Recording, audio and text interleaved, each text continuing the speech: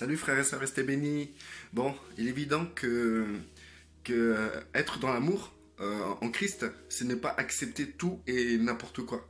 C'est pas accepter toutes sortes de personnes qui sont là plus pour détruire votre environnement, détruire votre personne, profiter de vous. Ils veulent simplement vous séduire, etc. Ces genres de relations, il faut pas se retarder dans ça. Il faut pas se retarder. Ne pas se retarder, ça ne veut pas dire que vous devez absolument... ça veut dire que vous n'aimez pas, absolument. Non, ne pas se retarder, ça veut dire qu'il faut qu'on est intelligent et que notre temps, on sait comment le gérer. Et le temps, c'est précieux. Et nous n'avons pas de temps à perdre avec des personnes capricieuses, des personnes qui nous veulent, qui veulent profiter tout simplement de nous, quoi. Nous ne sommes pas des personnes ne sommes pas appelés à justement être des souffres-douleurs. Comme dirait un frère, des sacs à taper. Il faut vraiment qu'on puisse faire la part des choses. J'ai fait beaucoup de vidéos sur l'amour et quand je parle de l'amour, je ne parle pas du fait que nous devons être tout gaga face aux gens et se prendre des coups et continuer à aimer. Non, nous devons premièrement savoir régler nos problèmes avec les gens. S'il y a quelqu'un qui te manque de respect, il faut aller le voir et lui dire, mettre les points sur les i. Mettre les points sur les i à quelqu'un, c'est pas lui manquer de respect, c'est l'aimer justement. Donc n'ayez pas peur, n'ayez crainte de venir vers les gens pour leur mettre les points sur les i. Et être en Christ, ça ne veut pas dire que nous devons absolument nous taire. Au contraire. Quand Christ parle de tendre l'autre joue, c'est pour les gens qui viennent vous frapper. Pour dire que Christ vous dit qu'il ne faut pas riposter par la violence. Tu vois? Donc du coup, tendre l'autre joue, on peut le voir d'une autre manière psychique. C'est-à-dire que on va vous faire du mal, vous allez tendre l'autre joue.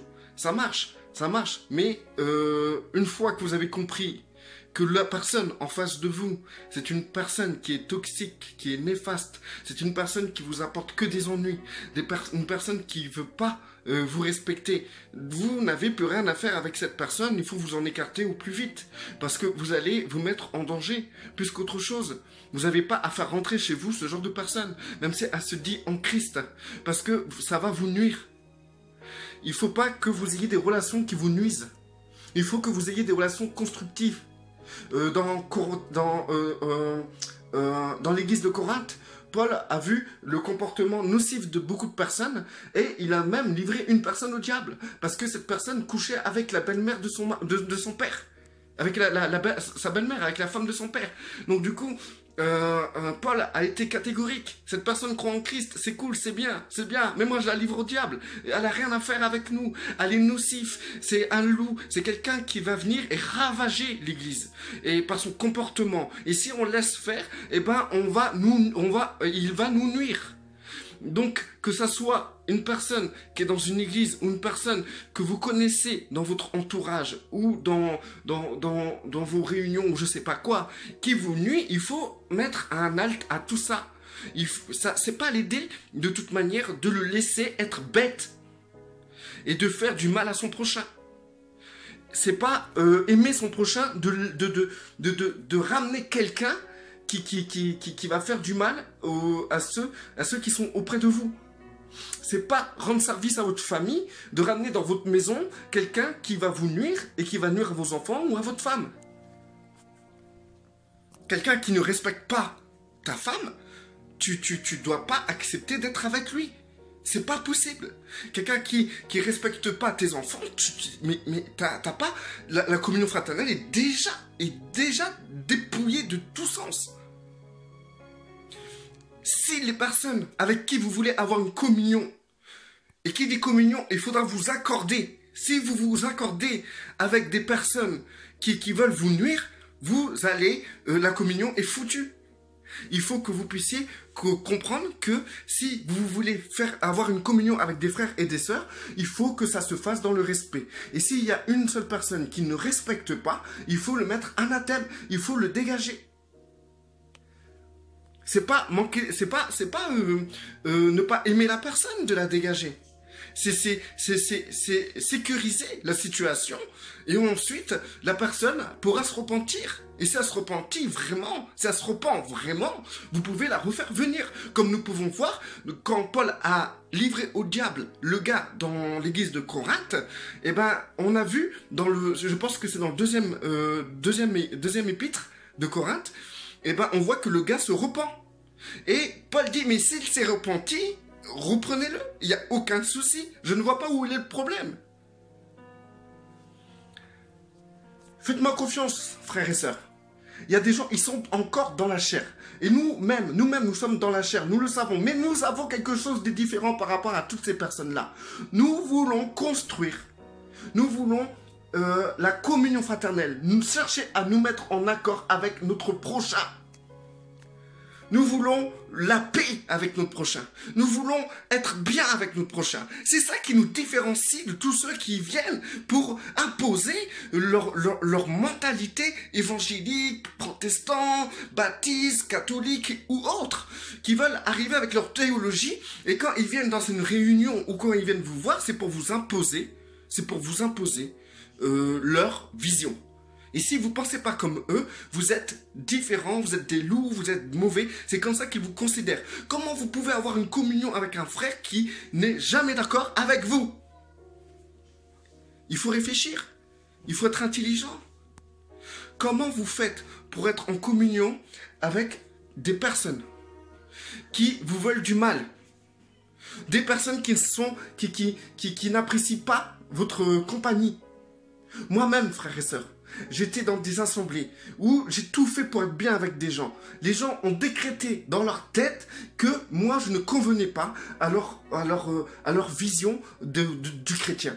Et du coup, ils me prenaient pour un méchant. Donc à chaque fois que j'allais dans cette église-là, ils passaient devant moi sans me faire la bise. Mais pourtant, ces frères et sœurs sont sincères dans le Seigneur. Mais c'est qu'ils se sont convaincus dans leur cœur que j'étais pas un frère. Donc comment voulez-vous que moi je cherche une communion avec eux? Je me casse. Tu me considères pas comme un frère, je me casse, bye bye, ciao. Je vais pas te lécher les pieds ou faire ce que tu as envie que je fasse pour que tu puisses me considérer comme un frère. Non, je me casse, au revoir.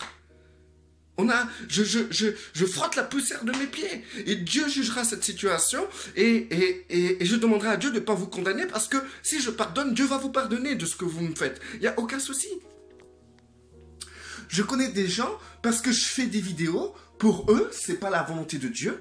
Et donc, du fait, des frères et sœurs avec qui j'ai mangé et tout, du fait que j'ai pas effacé mes vidéos comme il me l'a demandé, parce que c'est plusieurs frères, comme ils m'ont demandé, et ben, ils veulent même plus me voir. Ils vont chez des frères qui sont à 2-3, dans la même rue que moi. Ils vont chez des frères qui sont dans la même rue que moi, et ils veulent pas me voir. Ils sont des repas entre eux, tout ça et tout se passe bien, ils sont heureux entre eux, mais Olivier, il est anathème. Il y a des gens qui vous considèrent comme anathème parce que vous avez une étiquette, parce que vous vous dites baptiste. Donc, l'autre qui est protestant va vous mettre anathème direct. Il va se dire, mais si vraiment il a le Saint-Esprit, il devrait être protestant, il devrait être pentecôtiste, il devrait être baptiste, il devrait être un tel. Mais le fait qu'il a une autre étiquette, il a une autre doctrine, une autre théologie, cela veut dire qu'en réalité, cette personne a besoin de la vérité. Et donc, quand les gens vont se réunir, ils vont se confronter à travers leur propre vérité, leur propre théologie qu'ils ont appris assis dans l'église le dimanche matin pour imposer leur vision. Et si ça termine en débat, et si personne ne se met d'accord, chacun va s'autoproclamer l'autre anathème. Il y a des gens avec qui vous ne pourrez jamais avoir de communion. Mais pourtant, c'est des frères et sœurs. Et ça, il faut en prendre conscience. Et ce que je tiens à vous dire, c'est que vous qui êtes plus grands, vous n'avez pas à imposer votre présence à ces gens-là. Vous n'avez pas à insister à être avec eux. Vous n'avez pas à essayer de leur faire changer d'avis sur des points théologiques. Vous n'avez pas à leur imposer une autre manière de voir. vous avez simplement, si vous êtes dans l'amour, vous devez simplement accepter avec amour que vous ne soyez pas avec ces gens et que vous ne pouvez pas avoir de communion avec eux. Même si ça vous fait mal et que vous voulez être avec eux, mais vous devez les respecter. S'ils ne veulent pas, s'ils ne comprennent pas, s'ils vous ont déjà jugé, catalogué, dans ces cas-là, ne leur imposez pas votre présence. Parce que ça va partir en vrille, obligatoirement. Il y a des gens sur Internet, sur Facebook, tiens, parlons-en, Facebook, les groupes pervers théologiens, ceux qui viennent sur Facebook, ils viennent vers des femmes en parlant de la Bible, c'est des grands parleurs de la Bible, c'est des gens qui vont sortir toutes des théories de la Bible, mais au fond, ils veulent draguer la meuf avec qui ils parlent. C'est leur motivation. Leur motivation, c'est pas de trouver des sœurs et des frères. Leur motivation, c'est de trouver des meufs. Et ça, c'est très pervers. Et je tiens à vous dire, sœurs, si vous tombez sur des gens comme ça, bloquez-les. Vous n'avez pas à les accepter dans votre compte, en tant qu'amis. Parce que si vous les acceptez en tant qu'amis, vous manquez de respect à vous-même, vous manquez de respect à vos enfants, vous manquez de respect à votre entourage, d'accepter une telle personne qui s'amuse à prendre la Bible pour vous séduire. Vous devez lui mettre les points sur les i et le bloquer direct et dénoncer même cette personne. Et ça, il y en a beaucoup sur Facebook. C'est hallucinant comment il y a des faux culs de l'évangile. Il y en a beaucoup. Mais il y a des vrais parmi tout ça. Il faut vite fait faire le tri en regardant qui peut être en accord avec vous et être en communion. Et une communion qui se passe dans un entier respect. Parce que vous croyez que le Saint-Esprit se manifeste avec facilité lorsque il y a, dans 10 personnes, il y en a 2-3 qui s'entendent pas. Vous croyez que ça se passe comme ça? Tant que le nombre de personnes que vous êtes pas dans un respect mutuel et réel, sans imposer à l'autre sa vision, et que vous vous mettez en accord sur un sujet, eh ben, tant que ça ne se passe pas comme ça, il n'y aura pas de manifestation du Saint-Esprit ou des trucs que vous désirez que Dieu fasse, etc. Parce que Christ a dit, là où 2 ou 3 se mettent en accord, tout ce qu'ils demanderont, je leur accorderai. En accord. Pourquoi vous restez avec des gens qui sont en désaccord? Vous leur manquez pas de respect si vous voulez pas faire des choses avec eux. C'est les respecter. C'est même les respecter. Il faut apprendre à respecter les gens il faut les respecter tout en n'imposant pas notre présence. Tout simplement. Moi, je les respecte comme ça. Si je sais qu'il y a quelques personnes qui sont en désaccord avec moi, et que je sais qu'il n'y a pas moyen de parler avec eux, ou c'est eux qui veulent tout le temps m'imposer leur vision, et que moi, je me tais. Excusez-moi.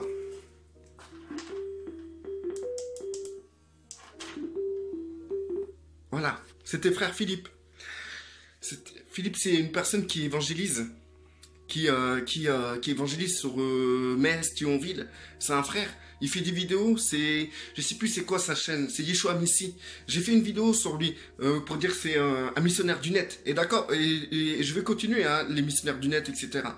Et ce frère-là, je suis en accord avec lui. Il est merveilleux. Quand on est ensemble, on s'impose rien, on est là, on est ensemble. Et on a une communion.